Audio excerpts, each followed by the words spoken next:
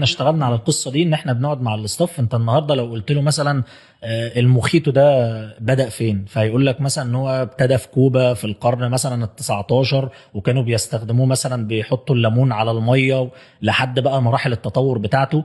الشاي النهارده اتزرع فين، كان في الصين لما الشجره وقعت نقطه ميه على حاجه كانت بتتخمر، فمن هنا ابتدت قصه الشاي. يعني الاستاف نفسه المشروبات اللي هو بيعملها فاهمها. هو عارف تاريخها. فالنهارده انت لما تيجي تسال اي حد من الاستاف ايه الفرق ما بين المشروب الفلاني والمشروب ده، هيقدر ان هو يرد عليك. الحاجه دي احنا بنشتغل عليها برضو بشكل مستمر. طيب الحاجه دي احنا بنعملها ازاي؟ احنا عندنا شبه مثلا كل اسبوع او اسبوعين بنعمل امتحانات للاستاف. ان انا النهارده باجي بشكل مفاجئ جدا والشفت شغال، تعالى اقعد امتحن، رد على الاسئله دي. الكلام ده احنا تقريبا من بعد ما فتحنا بشهر واحنا بنعمله.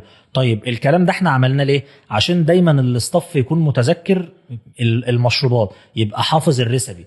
مش قصه بقى حافظها، هي بقت في دماغه حاجه ثابته. فهتساله النهارده ده بياخد ايه، هيقول لك ده بياخد 100 مللي كذا، حط معاه كذا.